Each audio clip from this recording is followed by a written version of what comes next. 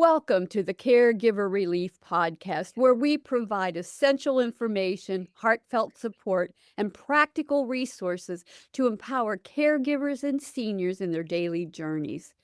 I'm your host, Diane Carbo, an RN with over 50 years of experience. And I want to offer tools for independence and foster a community of understanding and relief. Today, we're exploring an extraordinary story of innovation and connection with Hans Jørgen Wiberg.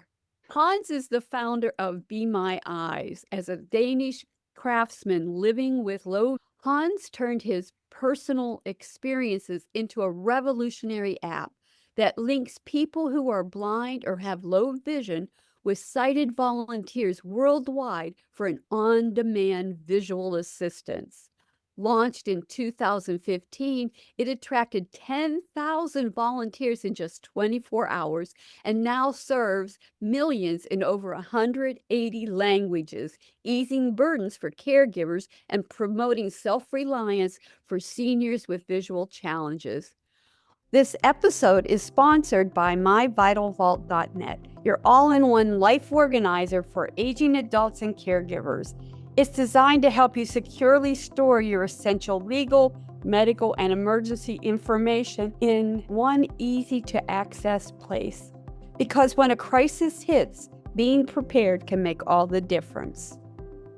Join our Caregiver Relief community, a warm, welcoming space where you can connect with other caregivers, ask questions, share stories, and find support from people who truly understand.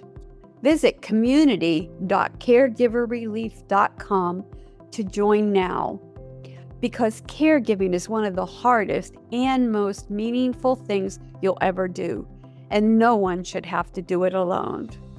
And if this episode speaks to you, please take a moment to like, share, or comment. Every click helps us reach more caregivers who need encouragement, resources, and hope. Hans, thanks so much for being here. I'm so excited. We were challenged to make this happen, but we did. We made it. Yes, we did. And you're a true inspiration for those out there. Thank you. I'm really impressed, and I was so excited that we did finally get to connect. Can you start by sharing a bit about your background as a Danish craftsman and how your own experience with low vision first sparked the idea of Be My Eyes? Well, that's a very long story, but That's but okay. well, I'm 62 years old now, and when I was born back in 63, my plan was, and my only dream was to become a farmer. I'm born and raised on a farm in Denmark. And so that was my journey. And I even went to Minnesota in my practice as a farmer. And when I was around 25, I was ready and I was back on my parents' farm. And at that time, we realized that I had this eye condition, the same eye condition as my grandmother. So we kind of knew how it would progress. And my parents and I, we realized that it would not be a good situation to kind of start as a young farmer and then know you're Yes. going blind. So together with my parents, we decided that I should do something else. And to be honest, I had no clue what to do. So I went back to school. I took 10th grade and then I went to university and ended up studying philosophy for some years. And then I met my wife, and she is doing upholstery, putting new fabrics on Yes. old furnitures. And I was helping her do that. And at the same time, I was working for the Danish Blind Federation as a consultant. And in that job, one day I met a young guy who was telling me, now we are in 2012. And he told me that he was using his smart iPhone and he was using FaceTime when he was alone and he needed someone to see something. And I thought, oh, that's pretty cool. And then he said, but I always have to think about who to call.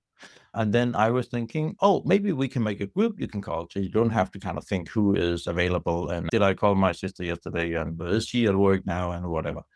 I'm really not a tech person at all. So I had no clue how to make an app, but I knew there was something here. And I went back home actually, and I said to my daughter, hey, FaceTime me. And she did. And then I said, now you have to guide me around the house just to kind of try it out. And I clearly remember when I was all the way around the house and I had to go back into the house. And I said to my daughter, now you have to make sure that my hand grabs door handle. And she was a little to the left, a little further. Now you have it. And maybe it's not important, but that was kind of the moment I really realized, hey, it is actually possible to guide another human being, even if you are sitting 1,000 miles away. If you have the right connection and the camera and the iPhone and all that, then it is possible to, with high precision and security, to guide another person. And I was kind of imagined about that. And it was, yeah, one of those moments you remember. And I still had no clue how to make an app or anything, but I managed to find some other people and get the process started. And we managed to raise some money. And then after, it took almost 2 years now, all that process. But then in 2015, we could launch Be My Eyes. And coming from Denmark, which, yeah, everybody knows these days, is a super small country. We are only 6 million people. So you also know that you have to be international because it doesn't make any sense to make an app just for blind people in Denmark. That's such a small group. So we decided from day one that it should be a international app. It should also be a free service because we knew that a lot of blind people in this world, they are also in the low income area. So and especially if I mean, we have a lot of people using Be My Eyes in India, in Africa, in China, and so on. And we cannot charge them $10 a month for anything. So we decided that it had to be a free service. Also because it is volunteers who take the calls. Because what you do in Be My Eyes is that when you need to see something and you are home and alone, then you pull out your phone and you tap the screen, or you can say to Siri to turn on Be My Eyes. And then we send out a notification to 20 volunteers. And the first of those 20 volunteers who accept the call will be connected in a video call. It's a one-way video and a two-way audio. So it's basically super, super simple, just like a FaceTime call, but only video one way. And then the blind person can point the phone at whatever they need to see, most likely something in the kitchen, or they are out and about and looking for a specific shop or number, or find the door, or just finding a bus stop, or they have dropped something on the floor, 1,000 different things that in your daily life where you just need a pair of eyes, maybe only for 20 seconds or something. But yeah, so that's kind of the short story about it. So. Yeah, but that's amazing. You talk about the pivotal moment where you were being directed to grab the doorknob and you discounted it as it's probably the most pivotal moment that moved you forward. And I love two things about this is number one, I love that you felt a need to create this app. I love that. And that you're connecting peoples, human to human, and you're not using artificial intelligence, which didn't exist in 2015, but we lack human connection. And during COVID, I moved in with a woman in her late 70s with her husband. She was losing her eyesight, and her husband had dementia, and he was in the early to middle stages. And, I cared for blind and deaf people my entire life, but nothing on a regular basis.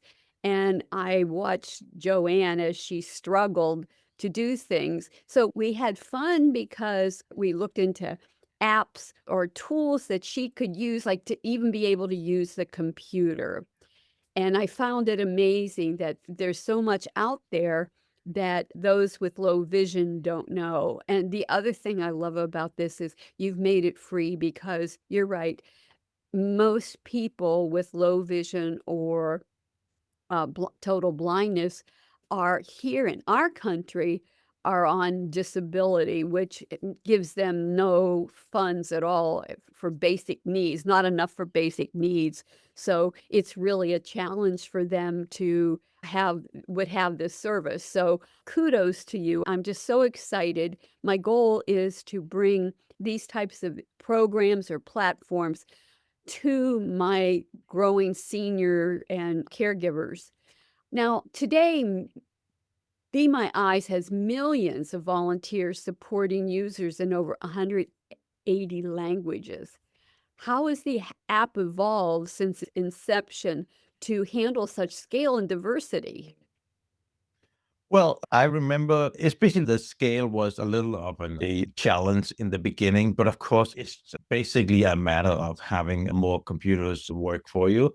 So, and we have made it super, super simple. So when you sign up, you simply choose what language you would like to be assisted in, or you would like to give assistance in. And you can choose, we ask people to select their primary language. And then if you also speak another language, you can add that as your secondary language.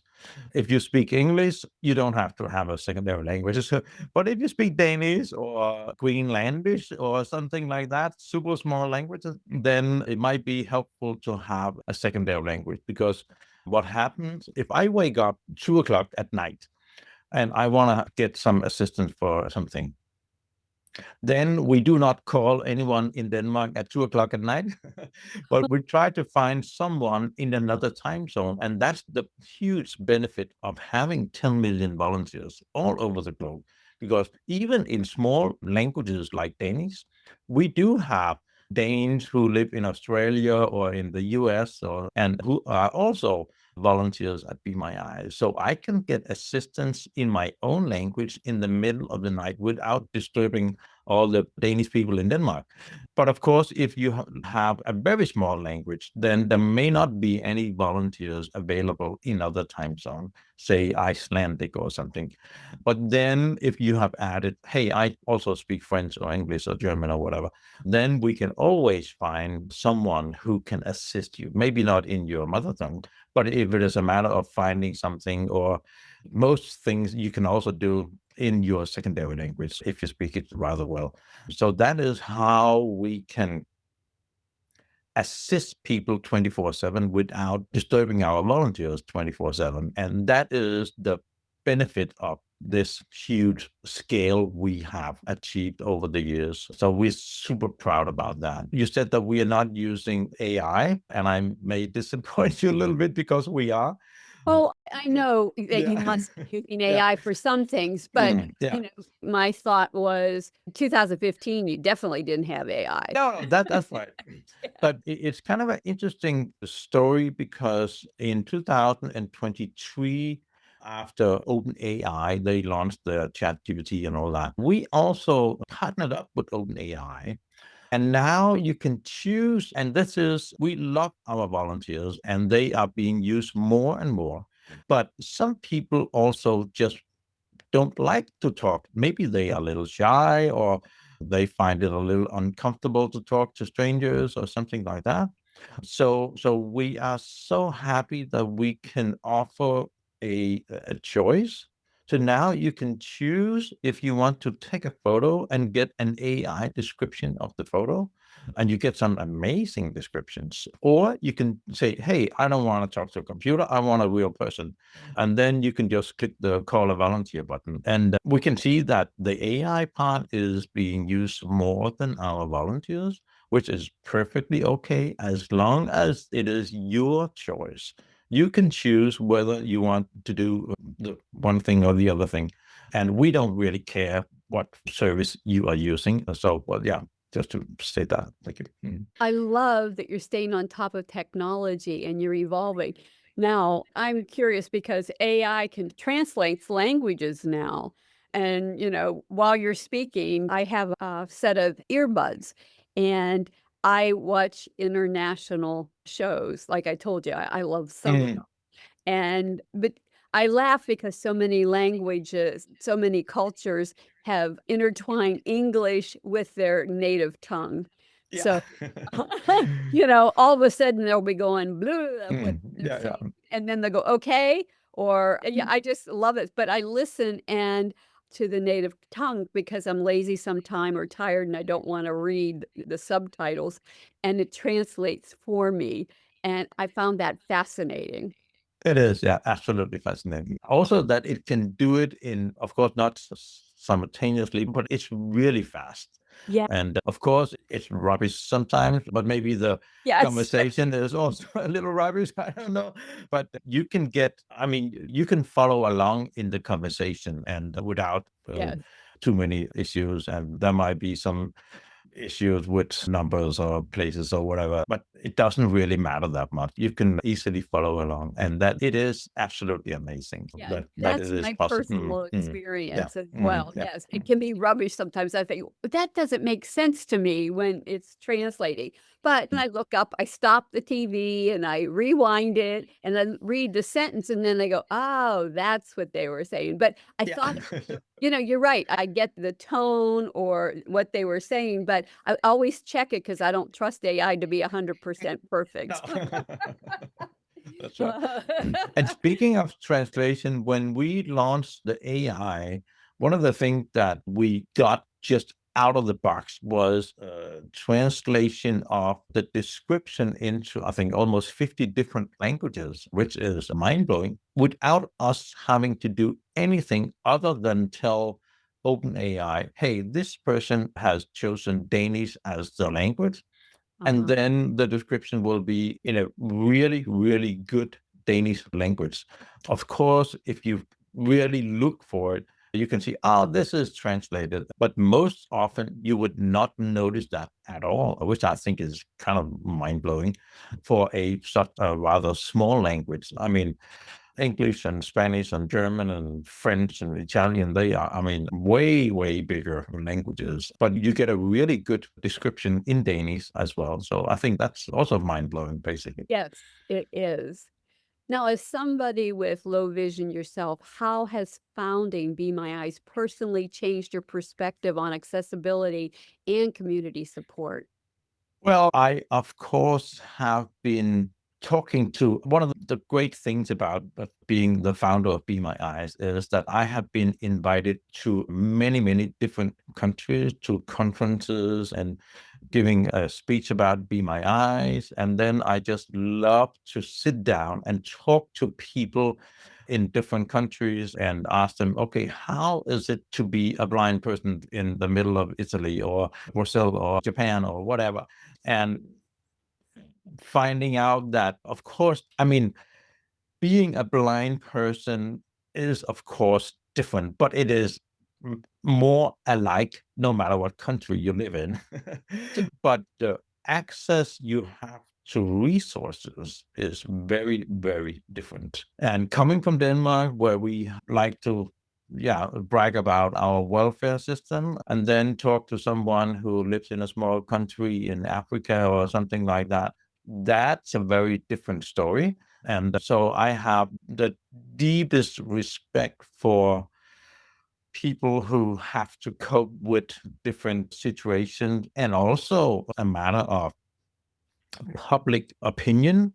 And something public opinion is also your family's opinion that is influenced by negative public opinion about having a disabled person in the family is kind of shameful or whatever. And some people has to deal with that. I'm so lucky to be in Denmark, where it is, of course, accepted, not of course, but it is accepted to be blind or in a wheelchair or whatever. But that's not the case in many countries. So, and I think that is one of the things that I have been, how should I put it, blessed with meeting people who tell me about, hey, it is not Denmark all over the world. This is how it is to be in this country and so on. And that has made me very, very humble and careful about how to address and what I can kind of take for granted. And I really have to remember that, it is very different from country to country and so on. So, yeah. Being a rehab nurse, I really respect what those with low vision or blindness, or even with people that are deaf. It's just, they all develop superpowers. I mean, and that, No, we don't, but we do have to kind of sometimes, oh, you can hear whatever when you're blind. No, I'm also hard of hearing. But I pay more attention to what I hear. yes, And that's a difference. You don't get better hearing when you go blind, but you pay more attention to whatever you hear. So, and that's a huge how difference. So, yeah. your sense of your surroundings and stuff is Mm. on. It's like you have little internal sonar sometimes. Yeah, that's right. And I'm a rehab nurse. I'll let you get flustered until you find the right way. I mean, that's just the way we approach, things, because sometimes you have to build up a little toughness or That's right. Yeah. yes, yeah, Absolutely. to the world. Hans, thank you so much for spending time with me, and I'm glad we finally connected. Can you tell people how to find you? Yes, that's one thing I would like to mention as well, because I think it can be important for your audience because we have partnered up with Meta, the company that owns Facebook, and they have these smart glasses, and you can use Be My Eyes on those glasses. And the reason why I find this interesting for your group is because when they are hooked up with your smartphone, then the only thing you have to do is say, "Hey, Meta," and then say, "Be my eyes." And then the glasses will make a call to one of our volunteers. And you don't have to do anything at all other than say those words. Because we have realized, and this is kind of obvious, that when you go blind, say you are in the late 70s or even in your 80s or something, then it can be difficult to learn to navigate a Yes. smartphone and use voiceover and use the smartphone in a whole different way and all that. But putting on a pair of glasses and say, "Hey, Meta," and say, "Be my eyes," anyone can learn that part. And my big dream that we can kind of see it will happen is that you will have a voice driven interface. And we hope to also make Yes. the phone part of Be My Eyes voice driven as well. It may not happen this year, but hopefully within a few years, I think the whole world will see where you can choose, hey, make my phone voice driven. And then you can simply talk to your phone and it will understand and it will most likely do what you told it to do. And that will make it a lot easier for our, even older than me, blind people. Like somebody like Uh, me, my yeah. age. Well, It's happening with seniors. yeah, We're growing older, but not healthier, and we are exactly. Yeah, finding, obstacles to life at times. yeah, And yeah. like my neighbor that was going blind. So, Hans, thank you again so much for sharing your app and your knowledge and your time with us today. Yeah. And you asked about where to find me, and you don't really need to find me, but if you go into bemyeyes.com, then you can find the place where you can download and read about Be My Eyes, and you can also find a little bit about me. And then, you can just, if you want to send me an email, you can do that on the web page as well. Otherwise, it is just hands@bemyeyes.com. That's my mail, and you're welcome to email me. So thank you so much. Thank you.